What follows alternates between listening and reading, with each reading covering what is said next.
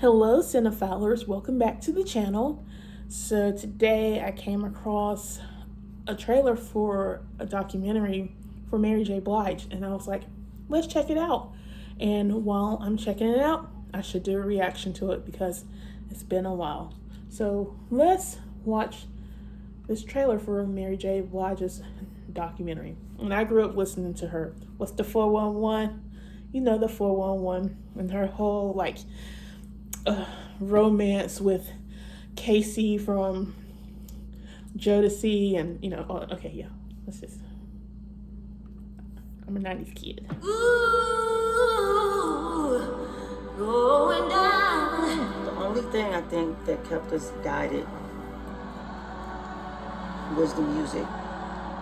My whole world's upside down. It just saved you. Real love. 9 Grammy Awards. Queen of hip hop and R&B, Mary J. Blige. Real love. Nobody sounds like her. When Mary sang, I heard the pain of a generation. In the neighborhood we lived in, it's like prison. There was a lot wrong, and there was a lot I needed to get out.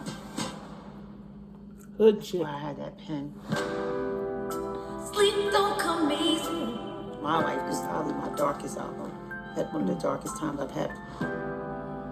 Most of the times I was just depressed and didn't want to live. I had it all inside, and I was able to sing it and write it. I didn't know that so many people felt the same way. She made it okay for people to say it's all right to be weak. We still don't get to see that a lot, you know? Still.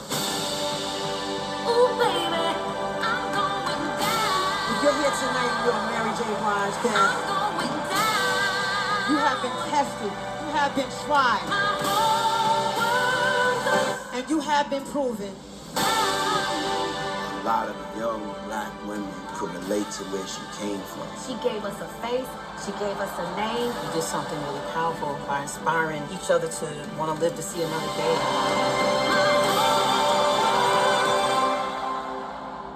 Side down.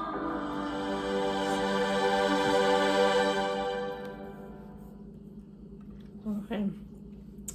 All right. So it's called Mary J. Blige, My Life, which I'm surprised they don't have My Life, the song, in there. They have I'm Going Down, which is, if I'm not mistaken, is Aretha Franklin song. I know Mary made it popular again, but let me Google this real quick. I'm going down. This. Oh, Rose Royce. Sorry. It's not Aretha Franklin, but it's Rose Royce. I knew it was a remake, and I'm just like, but why are they just like... I'm kind of confused that they played I'm Going Down over and over throughout the trailer, because it's called Mary J. Blige, My Life, in the My Life album. So, which I'm thinking that it's going to kind of be like Last Dance, the Michael Jordan... It's not Michael Jordan, but it's the Bulls, but it's around Michael Jordan. It will probably be something like that. It'll be about the My Life album, but it'll be her experiences leading up to that. So we'll see previous albums and when she's little and her influences and stuff like that. But I'm surprised that the song My Life wasn't playing in the trailer. And if you don't know My Life, like the hook is, if you looked at my life and seen what I've seen, like, and just, I could hear that. If you looked at my life and seen what I've seen, that would have been so much better to have, I think, artistically, with those lyrics. If you looked at my life or looked in my life and see what I've seen, this is Mary J. Blige, My Life, instead of I'm Going Down. Do you get what I'm saying? But yeah, she was definitely prominent in our house growing up. There's a lot of, I grew up on a lot of gospel, of course,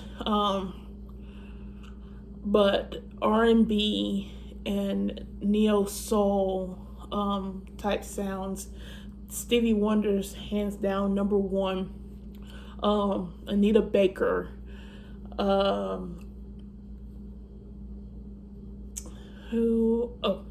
LaBelle. Luther Vandross. Whitney Houston, Mariah Carey, Toni Braxton, Mary J. Blige.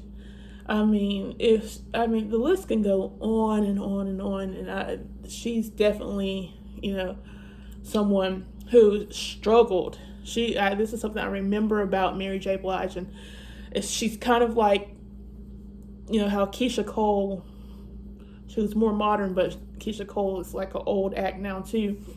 But Keisha Cole struggles with singing in person, like live on stage. Mary J. Blige struggled so bad beginning her career, and they even questioned could she sing. I remember that.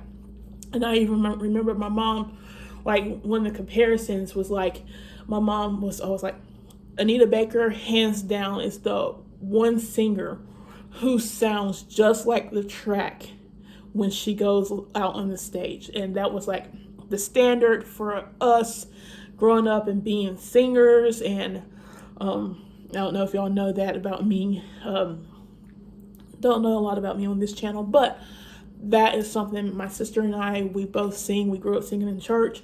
And but that was, my mom is not a singer, but that was her thing. If you can sound like how you record it, then you're a true singer.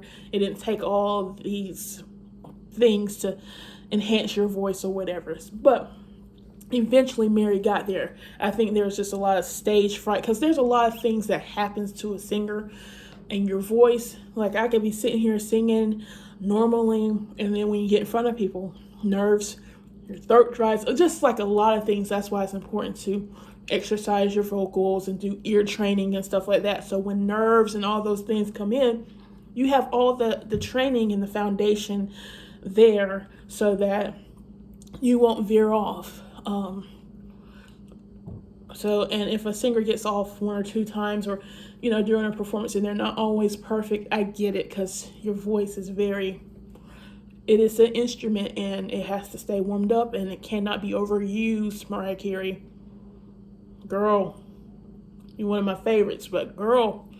Anyway, documentary looks like it's gonna be pretty good. I saw a lot of celebrities in here talking fine, but I would rather hear from people who were there with her in her process, and who can really tell a story about why My Life was one of her darkest moments and darkest albums ever. And I know it had a lot to do with love, heartache, breakup, and all that stuff too. But yeah, let me know if y'all are excited to see this movie. I am. Only because, like I said, I grew up listening to Mary. Okay. Hope you all have a great day. And what are some other trailers I should react to? I did go to the movies. I watched Godzilla versus Kong. Or Kong versus Godzilla. I'm not sure which way. But I thought it was actually really good. There was just real quick, there was one thing that I thought could have been left out, one storyline, and that was like the kids and the man with the blog and all those things. I didn't think that it should be as prevalent, because it really didn't have an effect on like the whole story or anything. Like, this man didn't hold a key to something that could help Kong and Zilla go at it. But I thought the monsters themselves were actually really good characters in the movie. So I'm gonna just leave it at that. Let me know what you think I should react to next as a movie trailer. Hope you all have a great, blessed day. Bye!